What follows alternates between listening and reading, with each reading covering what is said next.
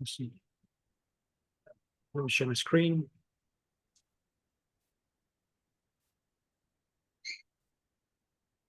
Right. So hi everyone, welcome to Multimodal Weekly, whether you returning participants or you new here. This is a weekly webinar series hosted by our team at 12 Labs, and we've been meeting on a weekly basis every Friday over the past year or so to discuss interesting topics. We have a lot of researchers coming and talk about their work in multimodal AI and foundation models. Since as a startup, we also business facing, we have like startup talking about like application of multimodal in their respective vertical as well. With a bit of focus on video understanding, I think we also have developers, engineers come talk about video and multimodal projects that they tend to share. And then finally, session from partners and internal employees explaining how to use technology, platform, and APIs. We have a bunch of researchers in some of the recent session, ranging from building open source model LMs to building data set for multiple perception to model alignment to very specific video changes, right, etc. So for today's session, super excited to have three presentation from all the researchers, and I actually all met them some way or another via CVPR last month. And so I think the focus here is very specific to like multimodal and video. So the first speaker is going to be Saelyne Yang, currently a PhD candidate at KAIST in Korea, and I think you actually also doing an internship right in Seattle with Adobe. So she's just going to talk about her work enhancing how people can learn procedural tasks through how-to video. The second presentation is going to come from Bo and Yuanhan Zhang, both PhD students at NTU Singapore, and the title is going to call Feeling and Building Multimodal Intelligence. They're currently part of the lab, I think, called LMMs-Lab, doing a lot of exciting work, and LLaVA-NeXT, like how to why LA, if I'm correct. I think in the title of at least the presentation will cover all this exciting work coming from the lab. And finally, we close up with Junbin Xiao, currently a research fellow, also in Singapore, but at NUS, and he will talk about his research called visually grounded video question answering. This is super relevant to what we do at 12 Labs. So I'm super curious how like his approach look like and how what are some of the performance of his approach and potential implication of how it works in the real world. Just quick logistical note, feel free to send your question on Zoom chat for the speaker, and then we'll have like a short Q&A session for each speaker after they finish. So with that, I stop sharing my screen. And yeah, Saelyne, do you want to go ahead and get started with your presentation? Yeah, sure.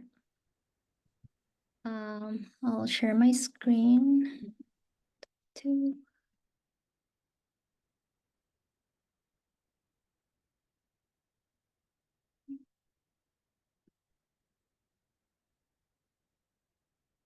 Sorry, did you see the slides just now? Right now, it's just your normal screen. Oh, okay. To share. Yeah, I'm seeing now. Okay, perfect. Yeah, thank you for your introduction, James. Hi, everyone. I'm Saelyne, and thank you for having me today. I'm excited to meet you all. Today, I'm going to share my work on how-to video learning in the perspective of human-computer interaction. So my talk title is going to be Enhancing How People Learn Procedural Tasks Through How-to Videos. So a bit of myself, I'm a fourth-year PhD student studying computer science, and my research focuses on HCI, especially on video understanding and interaction. And as Jane mentioned, I'm currently a research intern at Adobe based in Seattle, and I have previously interned at Adobe, Autodesk, and LGAI Research. So people learn skills to perform various procedural tasks such as cooking, design, or crafting to complete everyday tasks or pursue their passions. While there's lots of resources that help people learn how to achieve tasks, video has become a popular source of help. So compared to static text or image tutorials, these videos provide step-by-step instructions with detailed visual workflows and verbal explanations. However, there are several limitations to learning from videos.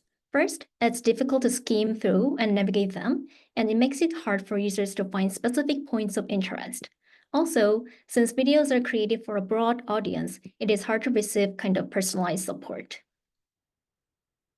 So my research dives into this question: how can we improve how people learn procedural tasks through videos? So to achieve this, my research spans the life cycle of video learning. First, the consumption phase is about where users first watch the video and consume the content to understand the instructions and information presented. Second, the application phase is where users apply the instructions from the video to their own context, replicating or adopting the demonstration. Finally, users reflect on the experience, evaluate how it went in their own context, and maybe formulate questions or seek further clarification. So in today's talk, I would like to focus on these three aspects and present three papers, each addressing a different phase. So let's start with the first one. So this paper, Beyond Instructions, was presented at KAI last year. So there's this diverse information intertwined in how-to videos. In addition to instructional information about how to perform each step, instructors may explain why the instruction was performed, share some personal tips, or even discuss ideas that are not directly related to the task. However, this diverse information is scattered throughout the video, even within sections, making it difficult for users to identify the information they need in the video. So here we proposed that a taxonomy that identifies the types of information shared in how-to videos can serve as a foundation for supporting video navigation. So we constructed a taxonomy of information types in how-to videos. We first started with selecting 120 videos from the how-to 100 million dataset. And 3 researchers performed an iterative open coding, meaning that they individually coded each sentence as to what type of information they convey, and merged and resolved any conflicts every 6 videos until convergence was reached. So this is the taxonomy we constructed through the analysis. We identified 21 information types, which were grouped into 8 categories, and they span from crucial information such as the goal of the video and specific instructions to supplemental information such as tips or warnings, or even justifications as to why the instruction was performed in that specific way. And it also includes inessential content like self-promotions or side notes. So our taxonomy can be used in a variety of ways. First of all, it can serve as an analytical framework. For example, these are systems that previous work have proposed to help video navigation, and we can see which information type they each focuses on, allowing us to identify important information types that best fit the user's context and needs, and also compare different video UIs in a structured way. We also conducted user study to see how users would leverage these information types for navigating videos. We built a research probe that enables users to navigate using these information types within the video. So each sentence of the script is shown with its information type, and users can filter and navigate the video based on them. So through the study, we observed that the participants actively used information types to find specific information they need to perform different navigation tasks. And these relevant information types can be different depending on the task, topic, and user context. For example, in the summarize task, method and overview were the top 2 categories that contain the most important information, as they are the core information that makes up a summary. While in the follow task, supplementary and explanations such as reasons why were also important, because knowing the reason behind instructions allowed them to apply instructions more adaptively. And beyond what we have showed, the taxonomy can enable multiple other applications in video authoring, video viewing, and video analysis if they were labeled by information types.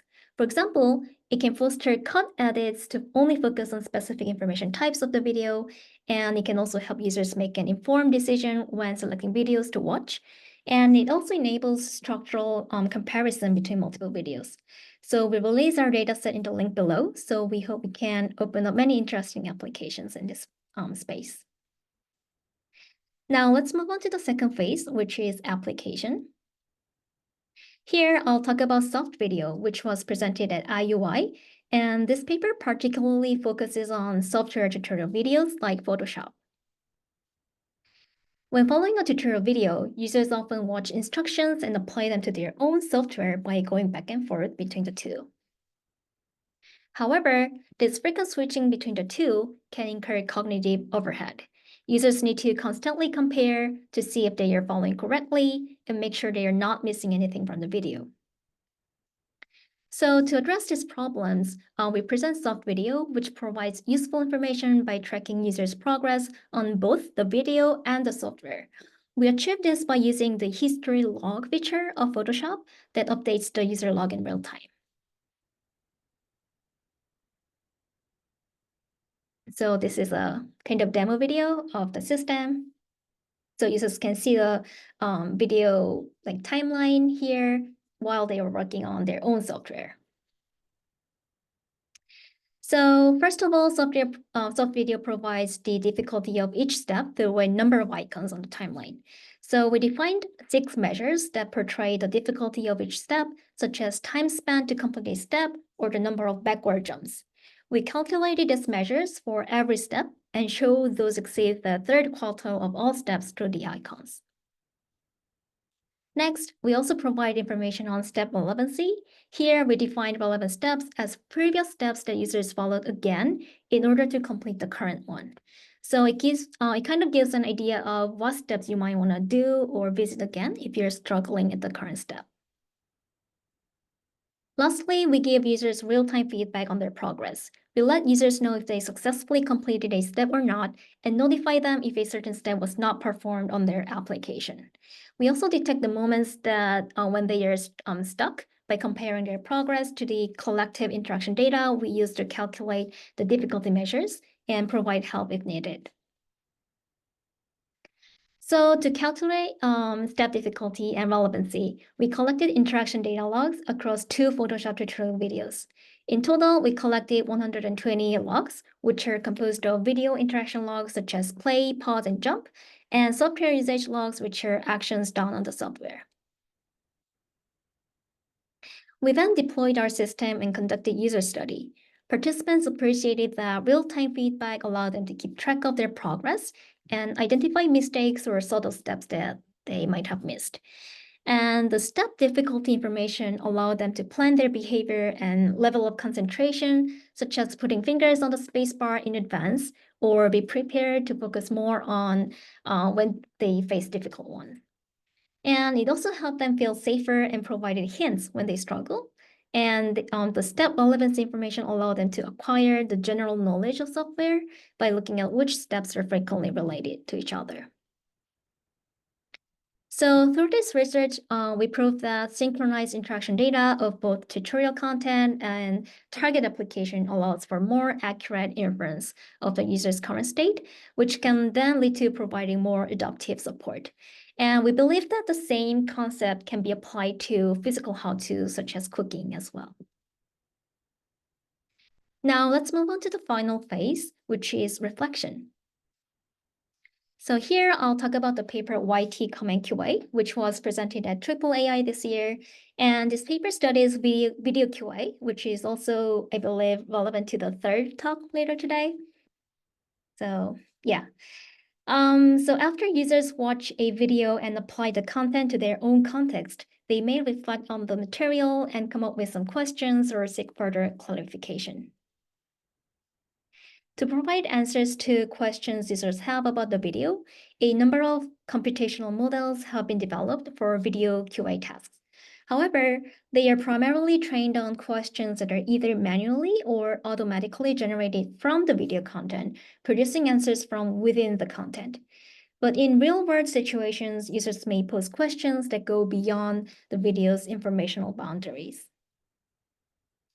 So this calls for a challenge, namely VideoQA answerability, which is to determine whether a question can be answered by video or not. And while this QA answerability has been studied in other modalities or domains, such as text or image QA, video QA has been understudied. Video QA answerability has been understudied, and it poses specific challenges due to the multimodal nature of videos, where visual and verbal information are intertwined and complement each other. So we presented YTCommentQA, a comprehensive data set containing naturally generated questions from real-world users on YouTube videos.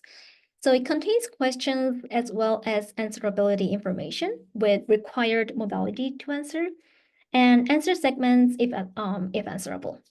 So we selected videos from a how-to video collection in the YT temporal 180 million dataset. And to collect questions generated by actual users, we crawled the comment section on YouTube for each video. Specifically, we focused on questions that had one or more replies and a timestamp within the replies, since these timestamps used in replies would likely point to a segment that is relevant to the answers, so that it can streamline the process of identifying answerability. After collecting questions and their replies, we recruited annotators and had them annotate answerability of the questions. Specifically, we presented the entire conversation, a question and its replies, and asked if it implied that the answer could be found around the video, around the timestamp. And if yes, they are then provided with visual and script snippets centered around the timestamp and asked if they provided the answer. For questions that could not be answered using visual or script snippets alone, the annotators are asked whether both were necessary to answer or if the question was unanswerable altogether. So here are some examples of the data set. To some questions, the visual snippet alone provided the answer, and to other questions, the transcript provided the right information, such as what temperature was used to cook. And there were some questions that required both modalities to provide a full comprehensive answer, such as when they use referential terms like this or that, or abstract terms with accompanying visual information, or sometimes they had these visual overlays that kind of correct the information that were verbally shared. So we designed two tasks for the dataset. The first one, segment answerability classification, asks the model to predict the answerability of questions given the evidence segment, while the second, video answerability classification task, asks the model to predict answerability along with the required modality given the entire video. We experimented with both language models by textualizing all the content and also with a multimodal model. And the results demonstrate the challenging nature of our dataset in predicting the answerability of questions and also its required modality.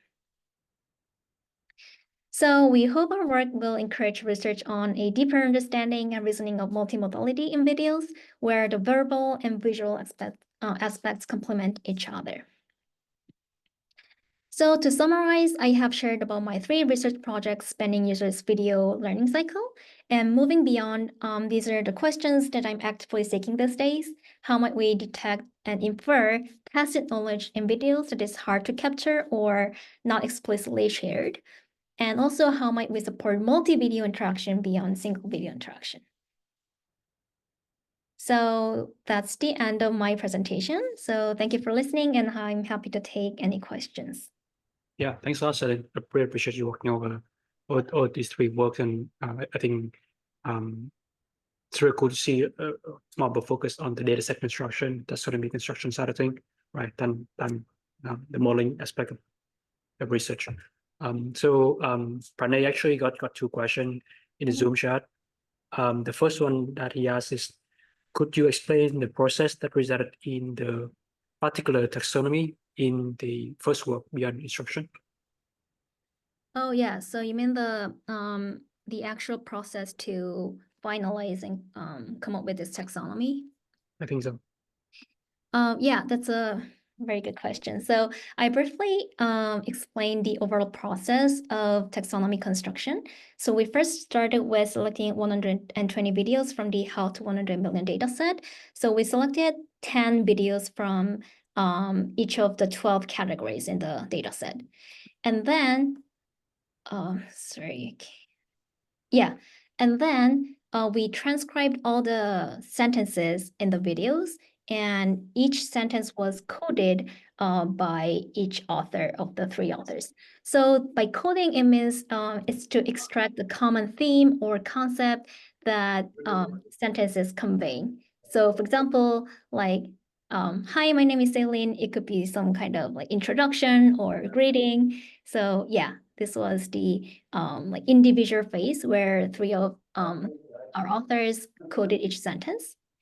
And after the individual coding, we combined or merged and resolved conflicts on the codes that individuals came up with, and we merged them into one like solid code or theme.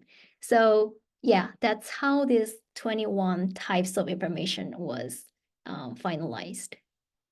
I guess I was asking more so like what's the process of determining what the codes were that were available for the researchers to use? So we started from scratch. So we didn't have any like foundation or like existing taxonomy we built on top of. So we just watched the video and coded each sentence, like what would this sentence mean? Like what kind of intent this sentence had when the demonstrator talked, like said this sentence. Yeah. Okay. So it was like So it was pretty much essentially like entirely just like what's like pretty reasonable and encompasses like a wide swath of stuff. I wasn't sure if there was like any sort of like, hey, let's try to maximize like let's try to minimize mutual information between the variables of the codes that we found or something like that, so that they'd be like as distinct as possible. So that's all that. But no, it's cool. So the principle we had was that the all elements in the taxonomy should be distinct, like it should be not overlapping, and it should also cover everything mentioned in the video. Okay. Yeah. So yeah, that's cool. So like mutually exclusive and completely exhaustive as possible. Yeah, that's correct. Yeah. Great. I know Bernie have another question, but I don't want to take up too much time of like the other 2 speakers. So yeah, Saelyne, if you don't mind, just answer that question on Zoom chat. That'd be great. Yeah. Great. Yeah, Bo and Yuanhan, do you guys want to go ahead and get started? Share your screen and start. Okay. So let me share this. Top one. Yeah, so I will first share the screen, but the first talk is letting Yuanhan to introduce his LLaVA-NeXT videos project. So here's overall introduction. It's very lucky to be here and be invited by the James. And here we will talk about our recent project. And we have a research organization, LMMs-Lab, and it's a bunch of students and researchers doing advanced multimodal research together. You can search the name and we'll find our homepage. Yeah, and I'm just starting from the Yuanhan's work, and he was speaking. I'll mute myself. Hi guys, thanks for the brief introduction, and I will just start from the LLaVA-NeXT video. Actually the LLaVA-NeXT video is inspired from the LLaVA-NeXT project, which is totally based on the image task. And in our initial study, we found that mixed training of images and video is crucial for developing our video understanding model, which just resonates with many recent video understanding studies. And our insight is that the high quality image SFT data, SFT is a supervised fine tuning, SFT data could bring significant benefits to the video SFT training. So since it may contains more diverse instruction and cover complex scenario. And we can see at least towards nowadays, the image as SFT data, the quality of the image as SFT data is much higher than the video SFT data. So we aim to make them collaborative, improve each other. And we adopted the NERES strategies used in our previous LLaVA-NeXT work for current LLaVA-NeXT video training. And the NERES strategies process a set of images as a sequence of visual tokens. Using this technique, we can easily conduct mixed training, as the model can process multi-patch images and multi-frame videos in the same views.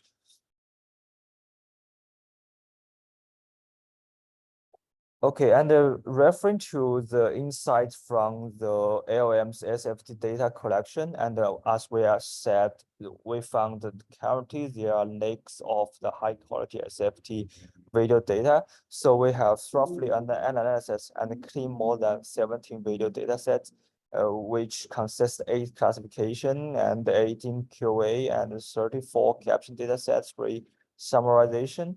And all this detail will be open source soon, maybe in just next month.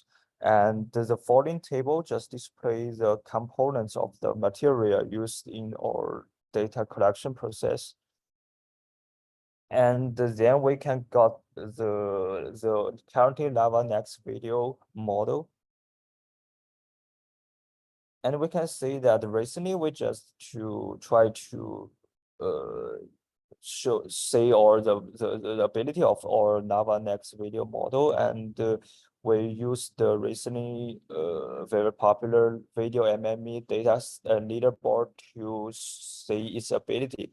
And you can see the black box indicate the blue box just indicates the open source model, and the yellow box indicate our model. We can see that our video model just achieved a competitive result in the open source track.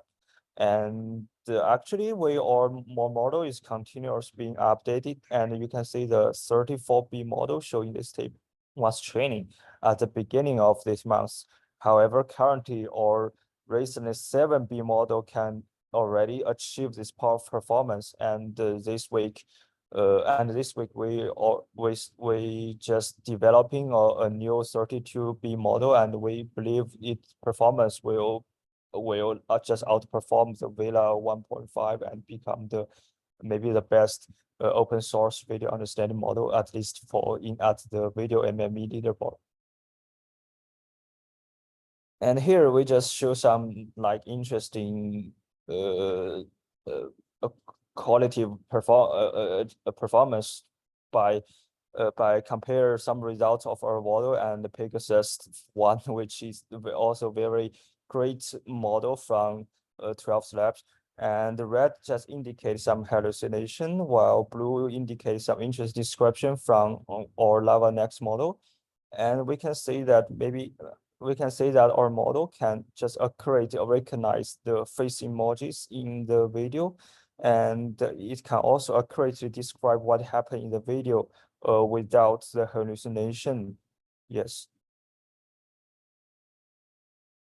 And also we can see from this video, we can see LLaVA or model, LLaVA-NeXT video. Surprisingly, we found that our model could provide like both detail and accurate results about the video and understanding video in detail, even about the wear of the man, even it's not the key in the whole video. And for our LLaVA-NeXT video project in the future, we can say we will add more interesting video understanding tasks like the video summarization and like video highlight detection. And yes, just stay tuned. More powerful LLaVA-NeXT video model will be totally open source in coming months. Yeah, that's all for my part. Just the board to introduce the LongVA and the LMMs-Eval. Yeah. So it's great to see the Yuanhan's work. And so the next is our already published work, LongVA. Actually, meanwhile, on investigating the importance of creating and of using high quality video data, we also have some more efforts on making the models to understand more details of the video by making it understand very long videos. So here we introduce our method, long context transfer from the language to vision. I think it's a clever method, and the title is also good. It perfectly tells what we do. We start to raise the question, how could we make the language model to understand the very long video sequence? So first, let's do the math. We see that if we treat a frame equals to if we use clip as an encoder, we treat a frame equals to 576 tokens, or we do the pooling to make it to 144 tokens. If we wish to process 2-hour video, we need 4 million tokens, or at least around 1 million tokens only for the visual information. There's no current open source language model can do such long context.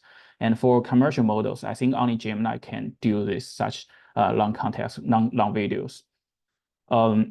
Yes, and how to understand long video, and we will provide our solution. Many previous methods, if they aim to understand long video, they would seek for compressing the visual tokens into like 2 tokens or like 16 tokens. But their models' overall performance is just not very good. We think this problem is we think this problem from a very intuitive perspective. Just make the language model can understand longer context, and then we wish the ability can transfer to the long video. And we start to seek a way to train on high resolution. So as a first trial, we start to seek the way to train on high resolution images, since it will contain a lot of visual tokens. But we just didn't see much improvement, and the improvement was measured by we inspect the model's ability on the video needle in haystack benchmark we constructed ourselves, since initially during this project we don't have any long video benchmark. Then after this failed trial, and then we just did another lucky try by just extrapolating the models to long context to the 224K tokens. We increase the row base frequency to 1B with final context length to 224K tokens, and continue to train the base language model on the same pajama with a stack of multiple 4K tokens to group 224K tokens per item. And we only do the continual pre-training for 1K steps to see enough improvement, also measured on what we call the previously called the VideoQA benchmark. And here we should specifically denote that we also utilize the ring attention to we could train the SMB version model. This is a technique that can shard the sequence to different devices to maintain a ring-like structure for efficient attention calculation to avoid the out-of memory issue. And here's a more detailed information of the training of LongVA. After a long context pre-training, we just train our model on image data without training on any video data to see enough improvement. During the training, we regard each grid as 144 tokens, and during the inference, we regard each frame as 144 tokens. Just as we mentioned in the LLaVA-NeXT videos, the idea is that we wish to represent the visual tokens in both images and the videos in the same view. So we wish to let the language model can better understand them and can make during training it sees image task, and during inference it sees video task. So to make the transfer happen.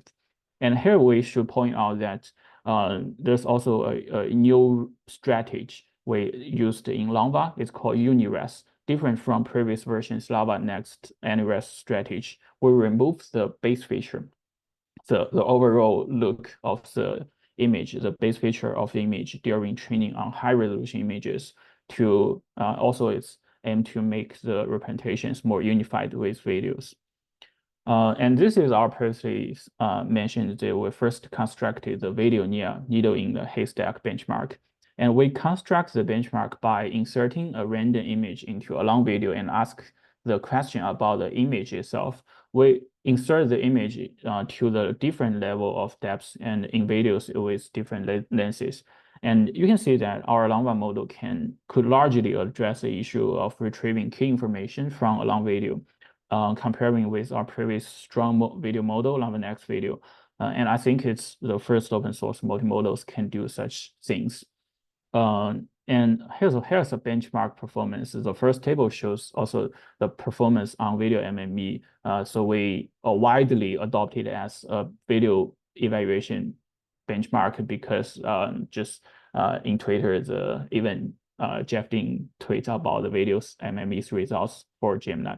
And you can see that LongVA achieves SoTA performance at CMB model level. And the most surprising is that LongVA could maintain the performance even at 384 frames input. Many other video models would certainly get decreased results, decreased performance at such long frame input.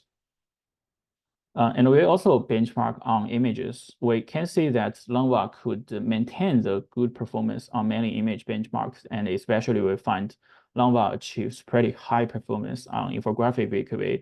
And if we investigate the reason, we find that the 2D histogram on width and height demonstrates the infographic VQA's images are much higher resolution compared with other benchmarks. And that means it contains more visual tokens and require the model's ability to understand that large amount of visual tokens.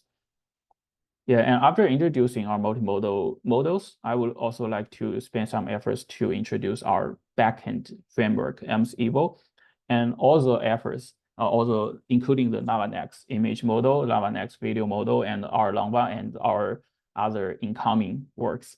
All the efforts achieved with the support of the LMMs-Eval. And LMMs-Eval is actually an evaluation framework for multimodal models that provides the holistic and standardization evaluation, and it provides a unified interfaces for multimodal models tasks, including the image and the video tasks.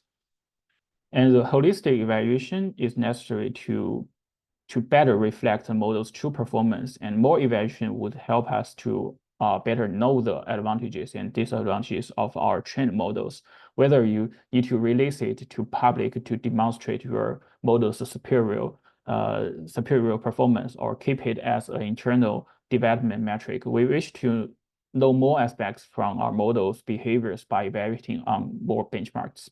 So here's an example from the Flamingo's paper.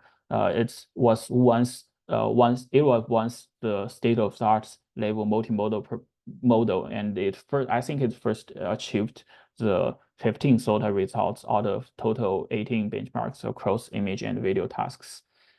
And we naturally wish to have that kind of unified evaluation toolkit that defines the interface for multimodal tasks and multimodal models. And within this framework, multimodal, the benchmarks or task authors and the model authors could contribute together to make the development faster and to elevate the efforts of continuous integration into the authors previously their own evaluation toolkit. And hence we designed the LMMs-Eval framework. It's efficient and standardized for accelerating the development of large-scale multimodal models. So an LMMs-Eval defines the tasks, and it requires the tasks should firstly be stored on Hugging Face datasets, and that makes it happen. That makes it possible to view the whole data's images and questions and ground truth answers, as well as other meta information. But just because currently the Hugging Face the portal lacks support for videos, so we just store the videos into a zip file and just put it on Hugging Face, but did not put it on the viewers. And so the developers could if they aim to develop the image task evaluation, they could check the hub to get the first-hand knowledge on the evaluation task to know better about the task. And LMMs-Eval also defines the multimodal tasks. Each task is defined with a YAML file, and inside the YAML file, you could configure the details on evaluating on each task. And so for multimodal models, we abstract the models and provide an interface. Inside the interface, you could define the input is defined as each item of above defined multimodal tasks and containing the visual inputs and formatted inputs. And the required output is model response in a string format. It's just very simple for the model authors to integrate their models in our framework. And we currently have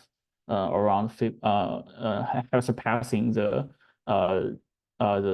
40 image tasks and more than 10 video tasks and we have around 10 SoTA level multimodals, open source models, and the commercial API models.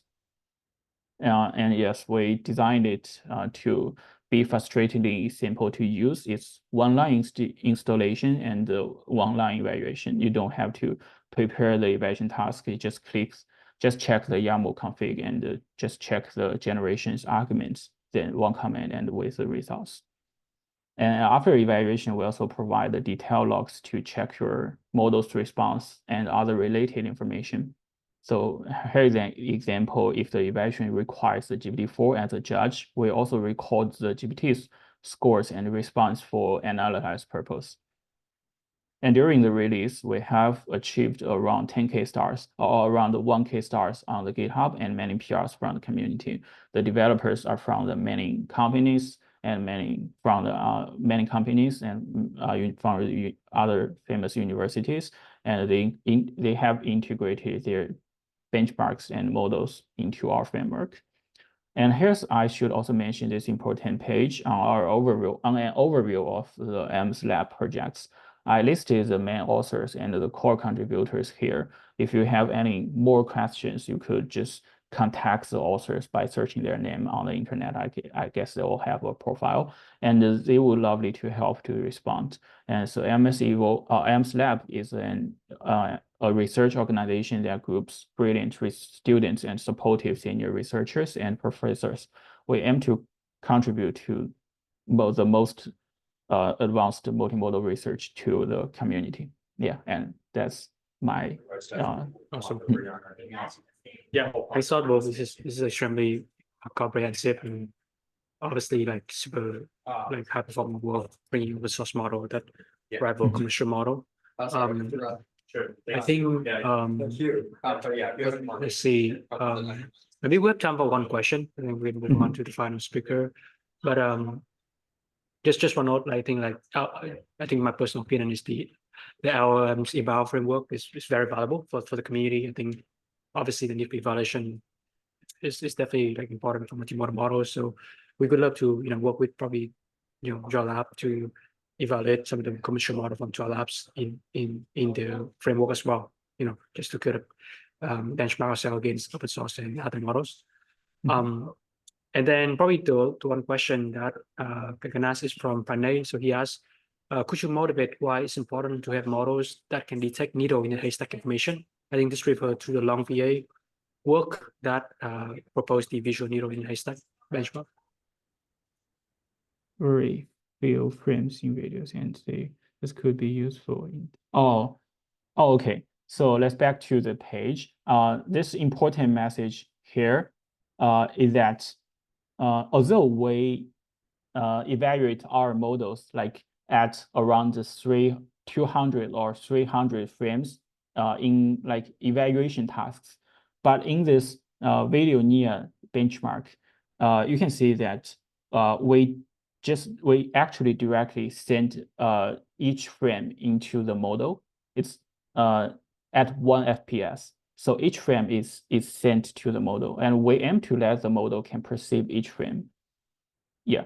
So and then the image is also sent to the model, and we ask the models the questions about the image it's very different from the whole video. We ask the questions about the image. So I think that is the evaluation's criterion to make such things happen.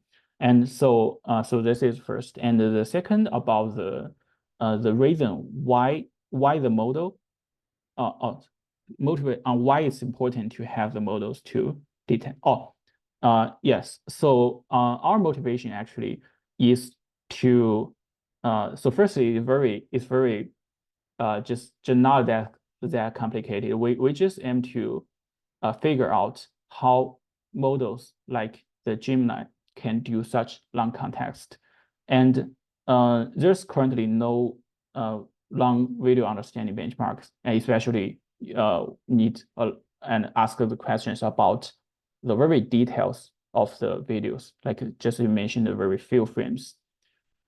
Since constructing such benchmark is also challenging because you need the human annotator to ask us question about the few frames, and you just cannot and selecting this kind of videos is also very challenging. So we just use a more viable way to do this by doing such a video near the benchmark. I think this benchmark's results may not directly connected to real world use case, but it's just a toolkit to help us to analyze if the model can do such task for retrieving the information from a long video.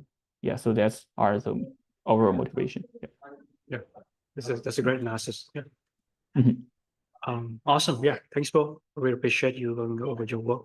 Yeah, Junbin, you wanna go ahead and start sharing the screen? We're most likely gonna go over by 5-10 minutes, so I hope you guys will stay and finish the first speaker presentation. I think super exciting stuff as well, because we talk about I think we talked about video understanding today from the previous speaker, so we'd love to conclude with a strong talk on VideoQA. Okay. Thank you, James, for the introduction.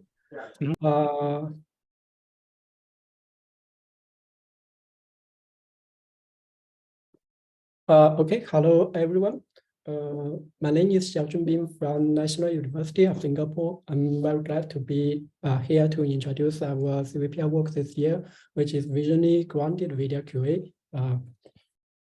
So what is VideoQA? Given a short video, usually the video is within 1 minute, and the question about this video. So the task is to predict an answer based on the video content.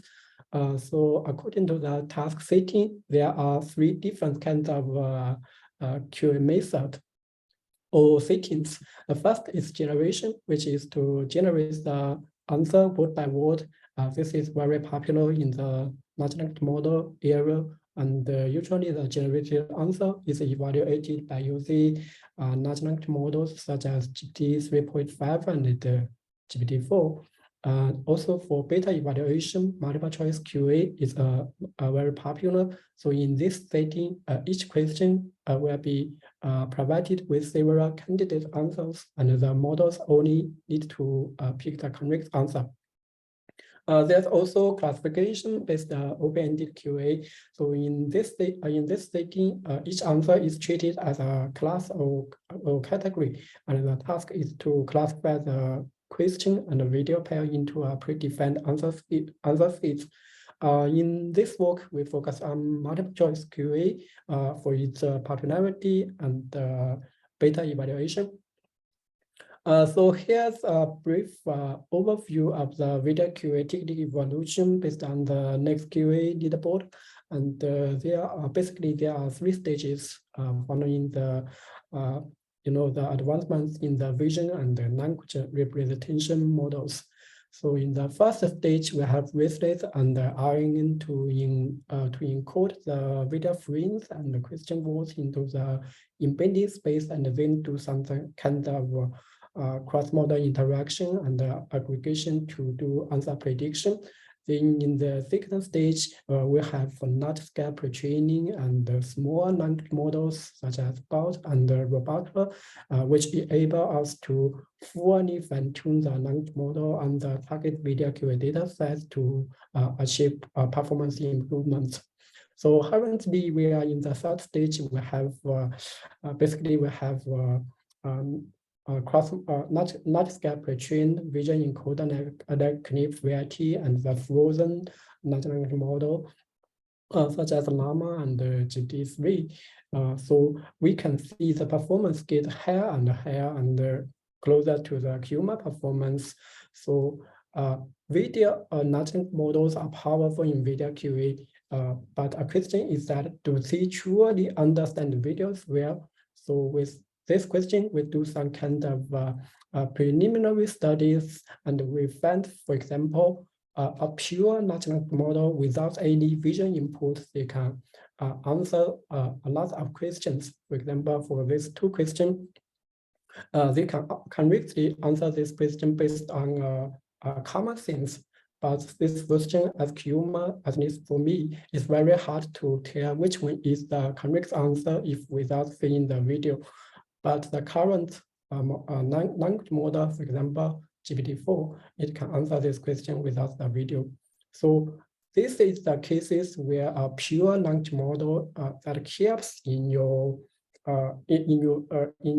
question answer. We also find a lot of cases. We also find a lot of cases where the model fail to select the correct answer, even given the video. For example, these two cases we found, if we look at the videos, the correct answer is highlighted in green, but we found the GPT-4o model, it chose the wrong answer, even given the video input. So with this in mind, we do a more detailed analysis of such issues. So we found that the language counterparts in the SoTA vision language models contributes to more than 16% of the correct predictions, whereas also bring near 18% of the wrong predictions. So these numbers are obtained by calculating the prediction overlap of a blind QA model and the corresponding SoTA vision language model. Another study, when we inject into the language model a single free from the video. So this free is located outside the QA relevant video movement. We can find the model can achieve very competitive QA performance compared with the SoTA vision language model. So this observation prompts us to propose a new task, which is called visually grounded VideoQA. So in this task, we require the models to jointly answer the question, but also return the relevant video segments that can support this answer, so as to prevent such shortcut learning. So to facilitate this task, we constructed the NExT-GQA datasets by extending our previous NExT-QA datasets with temporal location labels of the original question answer pair. So here we do some data statistic analysis and comparison with existing dataset, existing benchmarks, but I'm not going to detail this.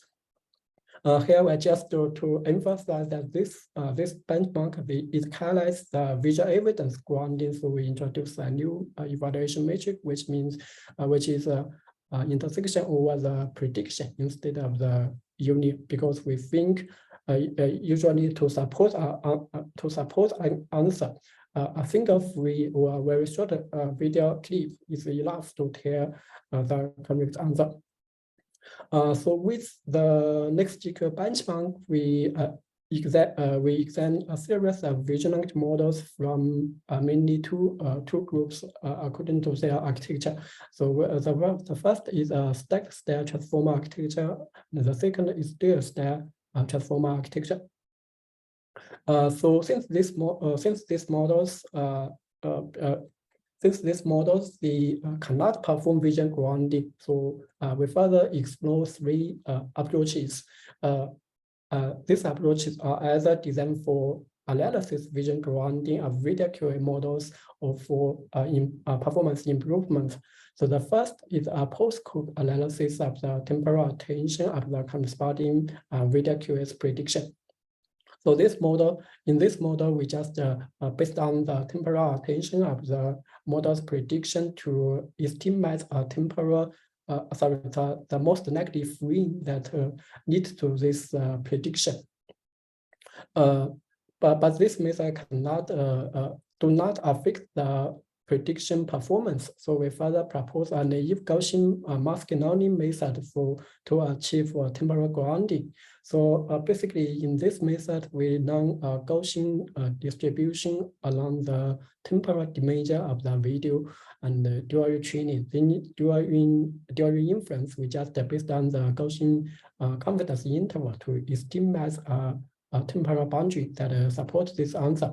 So in our implementation, we just add a small transformer module, and this module is predicts a Gaussian distribution, and then we use this predicted Gaussian distribution to reweight the original frame tokens of the video, and then aggregate the token to do answer prediction.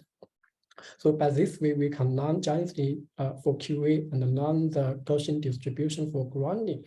But in our implementation, we find this method can only marginally improve over the original VideoQA method.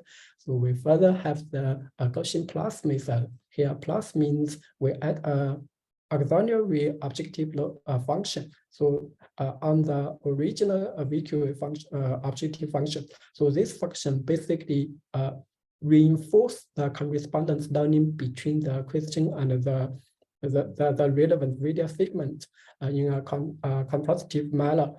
So more precisely, we pull closer the distance in the embedded space, the question and the relevant video segment. Also, we push away this segment with the irrelevant questions from another segment of the same video or from other videos, which serve as negative examples for learning the relevant temporal boundaries. So this is our overall solution. Then for experiments, we aim to answer three specific questions. The first is to what extent are the current vision-linked models prediction grounded on the relevant video content? And the second is an analysis of the connection between video grounding and the VideoQA. For example, does beta QA imply beta grounding, and does beta grounding contribute to beta QA? Such kind of analysis. So the third one is to demonstrate our method's effectiveness. So for the first question, if we look at the normal VQA performance and the grounded QA performance, we find a large portion of the correctly predicted answers are not grounded on the relevant video content.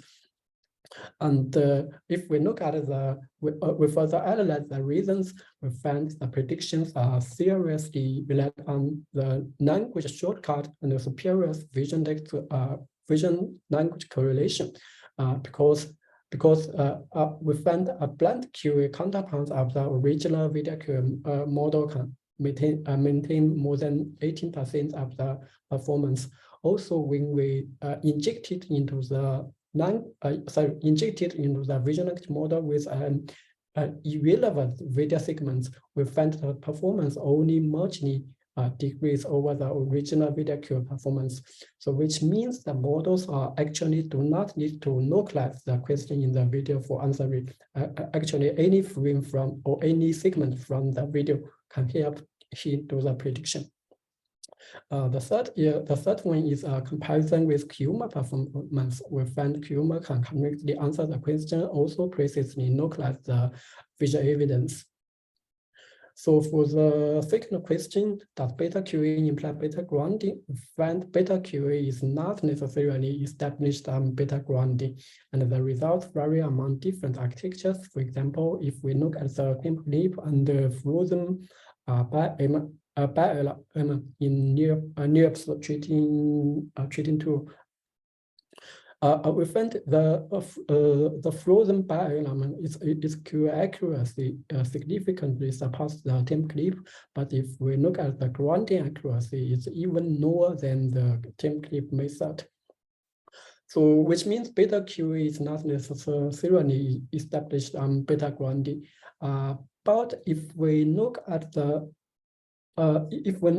same model, its performance at the different training epochs, we find for the dual-style architectures, we find the grounding performance improves with the improvement of the QA performance. However, for the stack-style architecture, we do not find such trends. For example, we find the QA performance improves, but the grounding performance just functions and do not stable. So we also find that heavy grounding is better than no grounding, but this is not controlled because our efforts to improve grounding also improve QA and also grounded QA. Also, we find the positive QA, the post QA setting always better than the next QA setting. Here, post QA setting means we input into the vision language model with the ground truth temporal segments that are relevant to the question answering. So the question answer pairs. Also, we find correct grounding does not guarantee correct answer. This is because when we input into the even the localized temporal boundary, the model cannot get the perfect QA performance.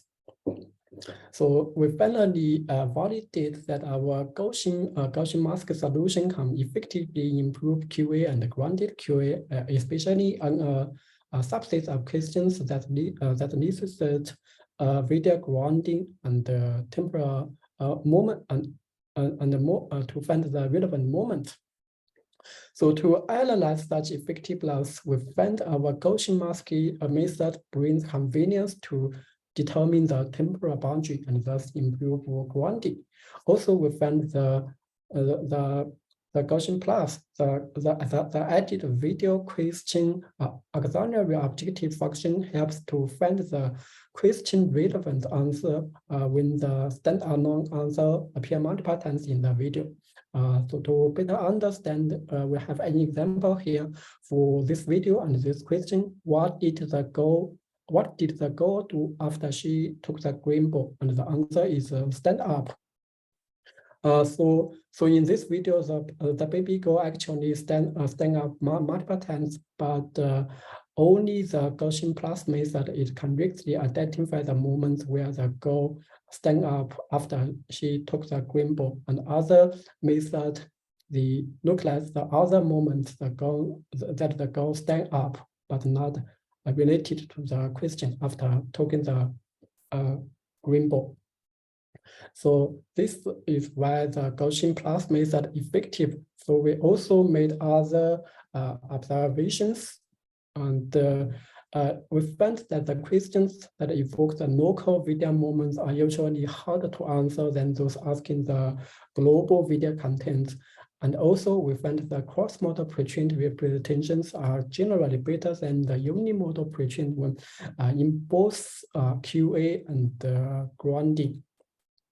And the third one is that we find the dual-style architecture tends to have better grounding performance than stacked ones, but usually its QA performance is poorer than the stacked one architectures. So to summarize this work, we found that the current vision models excel at VideoQA, but their answers often lack a strong connection to the relevant video contents. And so we propose to study visually grounded VideoQA and release the NExT-GQA datasets to facilitate the study. And finally, we propose a Gaussian mask solution and assure its effectiveness to achieve grounded QA but we find its performance is still weak compared with the Kuma performance.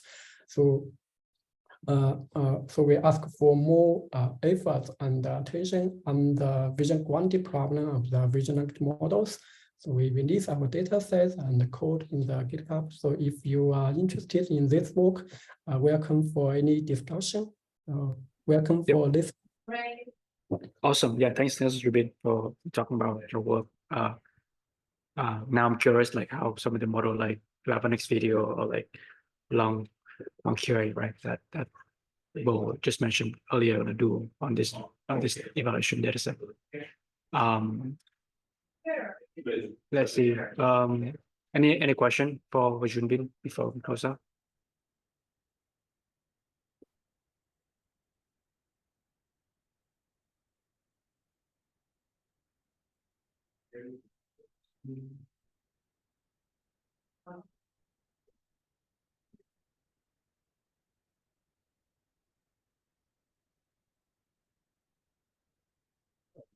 Yeah, also share the GitHub on the chat as well for people who take a look.